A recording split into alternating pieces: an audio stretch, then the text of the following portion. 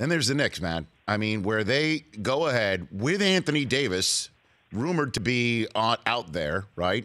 Just right. I don't know if this happened. Yeah, it happened right at the same time. Clutch Sports comes out and say we're not coming back, New Orleans, and we want to trade. Knicks don't wait for all that. They have to offload Porzingis right away, and you can make the case that by creating 2 max contracts, that and getting rid of the awful Hardaway Jr. contract, and keeping Knox and Ntilikina and getting Dennis Smith, who Phil, going out the door, didn't draft and drafted Ntilikina anyway, and they've got them all together. You can make the case that if they get the 2 folks that they need this summer, brilliant trade, certainly if Porzingis doesn't need to be there. That said, with the ping pong balls needing to bounce their way also, what do you think of this move? How risky do you think it is, Howard?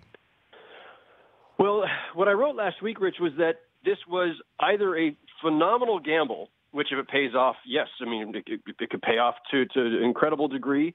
And if it fails, everybody probably gets fired. But it is either an incredible gamble, trading away your lone young all-star, and not even in his prime yet, for the hope, the possibility of signing 2 stars. If it's not a gamble, then it's the other thing. And the other thing is that you already believe you've got at least 1 guy, if not 2, in the bag, in which case it is the greatest tampering job in the history of the NBA. The reason I say that is not just to be cynical, but because people around the NBA have felt for months that Kevin Durant was going to New York and that his camp had signaled to the Knicks he's coming. Now, me personally, it's on February 1st or January 31st when they make the deal, with 5 months to go, or 6 months, 5 months, 5 months to go until free agency opens.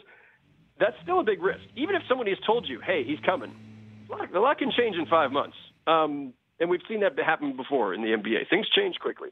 So either they know he's coming, and they did this with the confidence of knowing that this is not a gamble at all, but they just got to create the room because he's coming and he's going to bring somebody with him, or just a tremendous gamble. I would also say, Rich, as one quick addendum, and it's something that gets glossed over in this a lot. Yes. The Knicks were going to have close to max cap room for 1 guy anyway. They didn't need to make a move of this magnitude to get to 1 max slot. They only made a move of this magnitude to get to 2 max slots.